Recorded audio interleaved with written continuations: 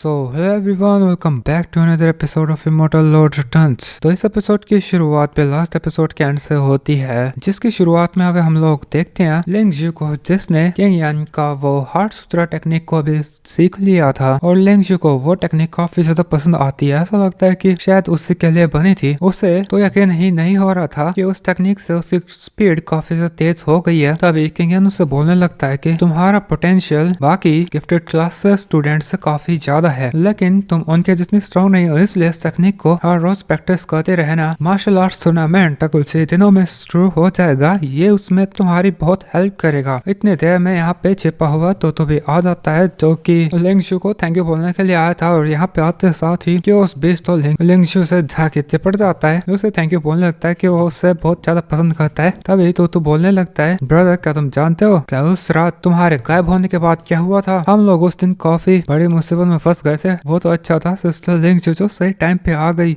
और हमारी जान बच पाई। फिर हमारा सीन चेंज उसी टाइम पे आ जाता है जब उस आदमी ने तो को किक मार के काफी ज्यादा दूर फेंक दिया था और के उस बीच उसको संभालने के लिए आया था। बार बार उसकी कोशिश करने के बाद भी तो होश में नहीं आ रहा था, तो उसे लगता है कि शायद ये तो गया। फिर उसकी हार्ट बीट चेक करता है, जो कि अभी भी उसके अंदर थी। तो अपना के उस बीच थोड़ा दिमाग लगाता है, सोचता है कि इसे सीपीआर की जरूरत है, तो वो उसके होठ से उसे सीपीआर देने लगता है। लेकिन इसी मोमेंट पे तो उसकी आगे खोल लेता है और वो फटाक से उस बीच को साइड में फेंक के बोल रहा था, ये तुम कैसे हरकत करने जा रहे हो मेरे साथ? लेकिन उठते साथ ही उसे काफी ज्यादा दर्द शुरू हो जाता है। तू कुछ और बोल पाता उससे पहले कि उस बीच उसे चुप करा देता है, क्योंकि दूसरी साइड से यहाँ पे वही तीनों बंदे आ जाते हैं, योन हाई, शेंगवान यू और ये तियन। अब जितना मैंने नॉवल में पढ़ा है, ये तीनों श्रेष्ठ का एकेडमी के 30 सेंट्स हैं, जो कि गिफ्टेड क्लास के भी टॉप जीनियस डिसाइपल्स हैं। यहाँ पे आते साथ बात करने लगता है टीचर जिया वैसे, इसलिए हमें उन्हें डिस्टर्ब नहीं करना चाहिए। ऐसा लगता है कि टीचर जिया ने उस किंग यान को ठिकाने लगा दिया है, अब हमें वो और परेशान नहीं करेगा। और वो वो भी तो उसके साथ ही था ना, वो दिखाई क्यों नहीं दे रहा? लगता है शायद उसे भी टीचर जिया ने मार दिया होगा। अब इन सब की ये बात है तो भी छिपा हुआ सुन रहा था। वो बोल रहा था, अगर मैं इतना ज्यादा इंजर नहीं होता तो मैं इनको बहुत बुरी तरह से मारता, लेकिन अभी उसके स्पिरिचुअल मेरिडियंस काफी ज्यादा डैमेज हो गए थे, इसलिए वो मजबूर था। लेकिन तो वो खुद की जान की भी चिंता नहीं करता और सीधा इन 3 सेंट्स के सामने आ जाता है। और वो फिर उनसे आके पूछने लगता है, तुम तीनों को यहाँ पर कैसे आना हुआ? वो बिल्कुल भी मजाक के मूड में नहीं था। तभी ये बंदा बोलने लगता है, और किस लिए आ सकते हैं किसी को मारने, वो भी तुम्हें। और उनके इतना बोलते साथ ही फिर उनकी पावर्स एक्टिवेट कर लेते हैं और ये तीनों ही शायद उसके साथ एक साथ फाइट करने का सोच रहे थे। तो सूतू तो भी बोलता है, तो तुम तीनों मुझसे फाइट करके? कोई बात नहीं, मेरा अभी तुमसे फाइट करने का काफी टाइम से इरादा था। तो वो भी उसकी पावर यूज करने लगा था, लेकिन वो थोड़ा परेशान हो जाता है क्योंकि उसकी पावर सफिशिएंट नहीं थी कि वो इन तीनों के साथ एक साथ फाइट कर सके। जैसे वो अटैक करने जा रहा था, तब यहाँ पे वही आदमी आ जाता है, टीचर जिया, इनका मास्क मैन, और वो उसके साथ एक वेपन लेके आया था, जो कि इन तीनों बंदों को दे देता है और यहाँ से फिर चला जाता है। अब ये जो वेपन था, ये काफी ज्यादा पावरफुल था, एक एक्स की तरह था, और वह इस वेपन का यूज करके दूधों के ऊपर अटैक करने वाले थे। तब यहाँ पे लिंग जू की आवाज आती है, तो ये लोग फुल अटैक नहीं करते। तो लिंग जू से पूछने लगता है कि तुम यहाँ पे क्या कर रही हो? तो वो बताने लगती है, हमें खबर मिली थी आप सभी के ऊपर अटैक हुआ, इसलिए हम लोग मदद करने के लिए आए हैं। आप लोग चिंता मत करो, हम लोगों ने वर्सिन को भी खबर पहुंचा दिया, वे भी जल्दी ही यहाँ पे आते होंगे। तो बोल रहा था, सिस्टर आप तो काफी ज्यादा काइंड हो, लेकिन वो खुश भी हो रहा था क्योंकि अब उसकी जान बच चुकी है। अब उसका इन तीनों से फाइट नहीं करनी पड़ेगी। और ये तीनों भी जिनको उनका नाम सुन के उसके अपन को नीचे रख देते और आगे अटैक नहीं करते। बोल रहे थे कि अब सारे बैंडेज खत्म हो गए तो हमारा काम भी पूरा होता है, और चले गए। तो की भी हालत काफी ज्यादा खराब थी और वो बोल रहा था, सिस्टर हमें किंग यान को बचाना होगा। और ये बोलते साथ ही वो भी बेहोश हो जाता है। और ये सारी बातें वो किंग यान को बता रहा था। वो तो सिस्टर लिंगजू की खूब तारीफ कर रहा था कि उसने उसका खूब बहुत ज्यादा ख्याल रखा, और उसके साथ कि उस बीच की खूबी तारीफ कर जा रहा था। अब उसकी ये सारी बातें सुन के किंग यान तो को बोलने लगता है, ब्रदर तो आपने मेरी काफी ज्यादा मदद करी है, आप काफी महान है, बिल्कुल एक राजा की तरह। अब मैं भी आपको अपना ब्रदर एक्सेप्ट करता हूँ, अगर तुम्हें कोई प्रॉब्लम हो तो तुम मुझे बता सकते हो, मैं भी तुम्हारी मदद करूंगा। जिस पे तो भी उसे बोला था, ठीक है फिर अगर तुम्हें कोई मुसीबत हो तो तुम भी मुझे बता सकते हो। अब इन दोनों को लिंगसू भी देख रही थी और किंग यान को देख के तो वो बहुत ज्यादा इंप्रेस हो रही थी, शायद वो उसे पसंद करने लगी है। जिसके बाद ये अपने काम के लिए चल जाते हैं। अगले दिन हमें दिखाया जाता है कि तो और किंग यान के जीनियस डिसाइपल होने की खबर हर जगह फैल जाती है। उन्होंने नॉर्मल डिसाइपल्स की जान बताई और बैंडिट्स को भी, और लेंगिया माउंटेन के बैंडिट्स को भी मार दिया। अब दोस्तों अगर आपको यहाँ पे ऐसा लग रहा है कि स्टोरी कुछ ज्यादा तेजी से कंटिन्यू हो रही है तो ऐसा बिल्कुल हो रहा है, क्योंकि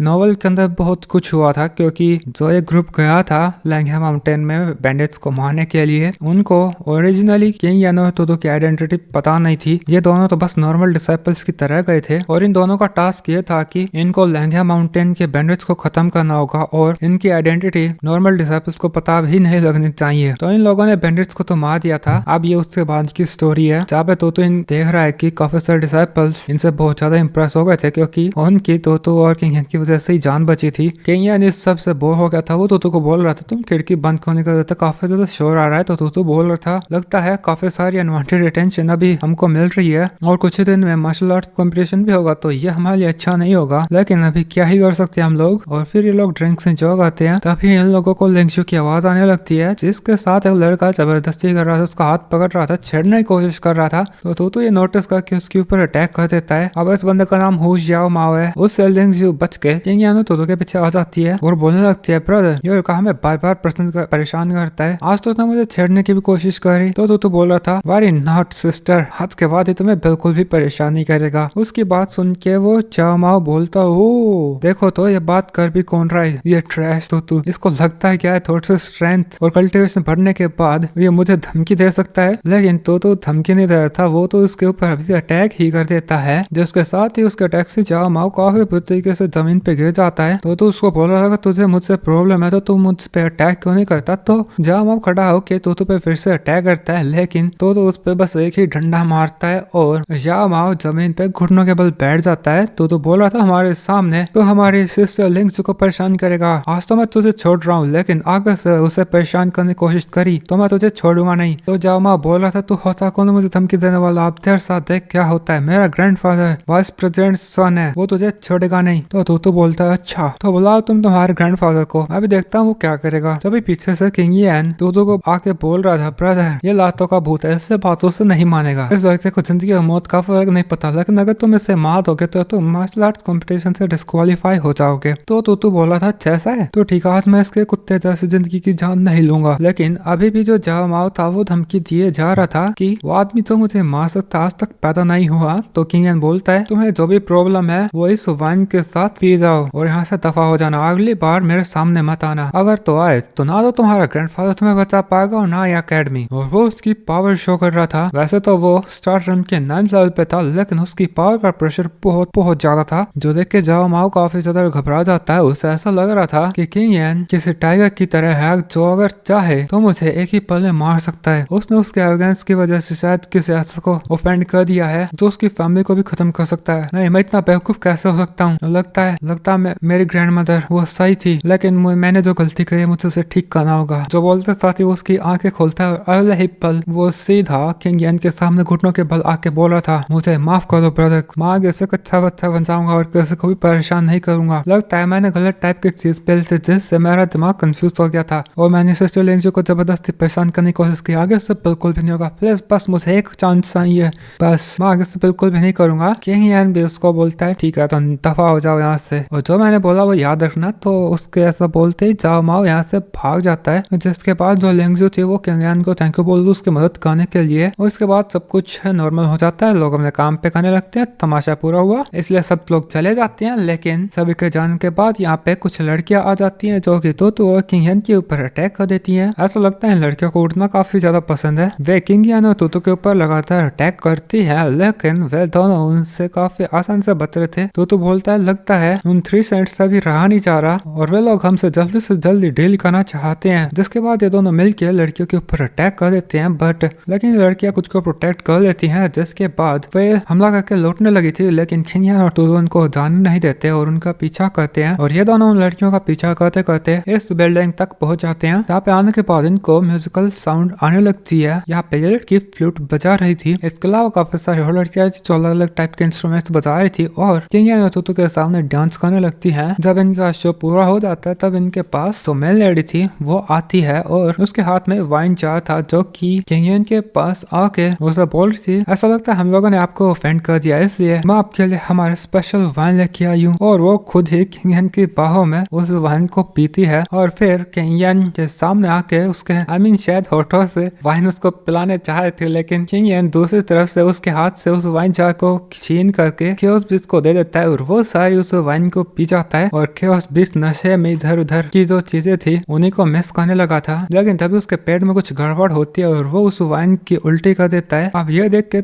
तो इन लेडीज को बोलता है कहीं आप लोग हमें पॉइजन तो नहीं करना चाहती, जिस पे वो लड़कियां बोलने लगती है लगता है यंग मास्टर्स को हमारा गिफ्ट पसंद नहीं आया, अभी तो एक ही तरीका बचा है। और ये तो और किंग यान के चारों तरफ घूमने लगती है। जिसके बाद अटैक, एक लड़की किंग यान के ऊपर अटैक करती है लेकिन किंग यान उसी नाइफ को कंट्रोल करके उसी लड़की को हिट कर देता है। जिसके बाद बाकी लड़कियां इनके ऊपर अटैक करने लगती है और यहाँ पे ये उड़ते उड़ते एक दूसरे पे अटैक करे जा रहे थे। तो के ऊपर जो लड़कियां कर रही थी अटैक, वो उन्हीं के कपड़ों को पकड़ के दूसरी लड़कियों की तरफ फेंक देता है और जैसे जैसे वो लड़कियों के साथ फाइट कर रहा था वो उन्हीं के कपड़ों को उन्हीं के अंदर उलझा देता है और ये लड़कियां कुछ ऐसे उलझती हैं कि खुद को बचा ही नहीं पा रही थी। दूसरी तरफ से किंग यान भी जिस लड़की के साथ फाइट कर रहा था वो भी उस पर अटैक करके उसे नीचे फिरा देता है और वो लड़की इस नजारे को देख के काफी ज्यादा हैरान हो जाती है। लेकिन दोस्तों इसी मोमेंट के साथ हमारा ये एपिसोड इधर ही खत्म हो जाता है। Thanks for watching.